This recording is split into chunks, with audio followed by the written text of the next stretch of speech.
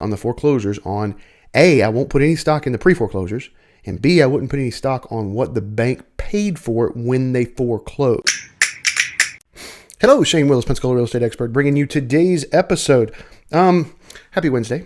We're going to talk today a little bit about foreclosures because I've had this phone call the last couple of days. I had a couple of them, people ask me this over the weekend, and I get this call probably, 4 or 5 times a month at least, if not twice or 3 times a week. And it's talking about foreclosures because you see stuff online that is pre-foreclosure. And so people think that foreclosures are increasing. I'm going to go back and I'm going to put it as show notes, but I wrote a blog post back in May and it talked about the National Foreclosure Report. So I know this is 6 months old, but it's only gotten different since then. Okay. We have got serious delinquencies at 90 days are way, way, way low. The foreclosure rate is 1.1%. So there's not a lot of foreclosures on the market. There are some, but you didn't notice the foreclosures during the boom. There actually were foreclosures even during the boom. So 2004, we had some foreclosures. Things happen. All right. And if you look at our state is a senior state for a big demographic, and reverse mortgages are popular. And that mortgage product is there for particular people. So when that happens, when you get a reverse mortgage, let's say you're 62 and you get a reverse mortgage, then you don't have a mortgage payment as long as you live there the rest of your life. And sometimes that actually pays you money. So there's people that use it to supplement their income. And as long as they talk with their heirs, or if they don't have any, it's a great product for that population. Well, when they pass away, the bank does have to foreclose. So it qualifies as a foreclosure, right? So we see some of those around here. But one of the things that I want you to just avoid, and what I really wanted to kind of bring up on this episode, is quit looking at your Zillows and your Trulias about the pre-foreclosures. Because let me tell you what a pre-foreclosure is. In the state of Florida, in order for a foreclosure to start, you get 90 days. Then the bank, the mortgage lender, has to file what's called lis pendens. What does that mean? It's a fancy French word for meaning lawsuit pending, right? Okay, so lawsuit's pending. Does this mean that the property is going to be for sale? No. But because lawsuit pending or lis pendens is public record, Zillow and Trulia list it as a pre-foreclosure. Now, if the property comes on the market, it could take anywhere from, let's say, 60 days from when the lis pendens is filed to 9.5 years. And that is if, because remember, this is only lis pendens just means you're 90 days late. What if you do a workout program? What if you wind up doing a modification? There's all kinds of avenues that could happen between now and then. Now, what happens if the foreclosure does happen, but it takes a while to get on the market? Well, that happens quite frequently. I have one right now that we're under contract already.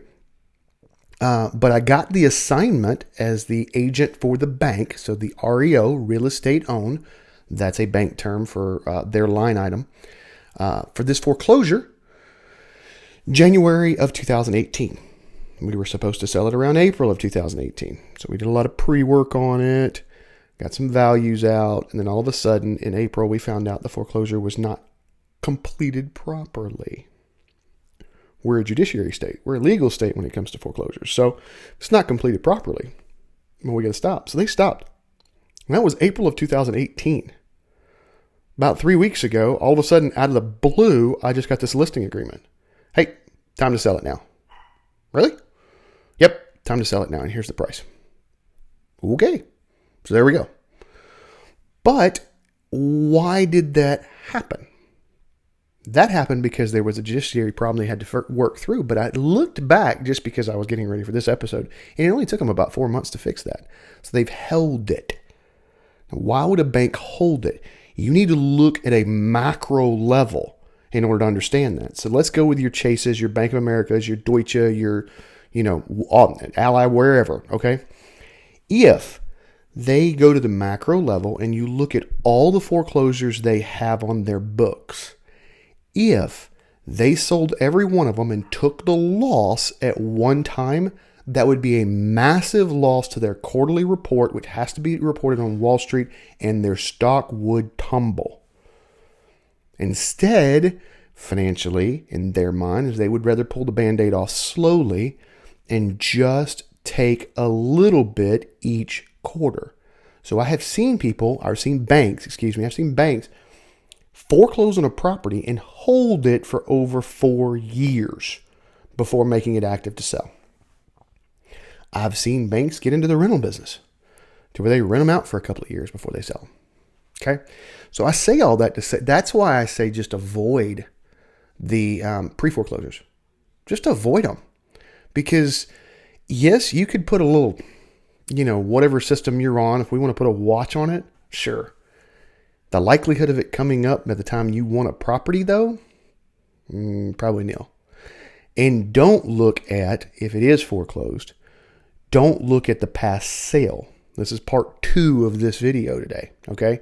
Don't look at the past sale at all, because what happens in the state of Florida, and I've had to foreclose on someone because I lend them money and I had to foreclose on them. They stopped paying.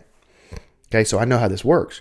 You owe me, say, $200,000 and I go to foreclose on you because I have a $200,000 mortgage. Well, when I go up to foreclose and it's now done online, I start bidding. And I bid $1,000 for the property. Well, somebody's going to bid against me because if they can win at the foreclosure auction, fantastic. But they're going to go up to about 120. I can go all the way up to 200 because that's what's owed to me. And I don't have to provide the $200,000 to the county courthouse. I just provide that note. So I can go all the way up what's owed. But I don't want to go there because even this foreclosure auction, I have to pay deed doc stamps on whatever that purchase price is. So since I have to pay deed doc stamps, I bid up to where people stop bidding against me or up to what I'm owed, whichever is less. Does that make sense? So you don't really put much stock into, hey, well, they bought it for $140,000 and why is it on the market now for $230,000? Well, it's because it's worth $230,000. That's what it's worth. But that $140,000 was just where somebody stopped bidding against them. And they didn't want to have to spend more in taxes, just like you don't want to have to spend more in taxes. So don't put any stock on the foreclosures on A, I won't put any stock in the pre-foreclosures, and B, I wouldn't put any stock on what the bank paid for it when they foreclosed. So that last sale, don't put any stock in that because it's meaningless to what the true value of the property is.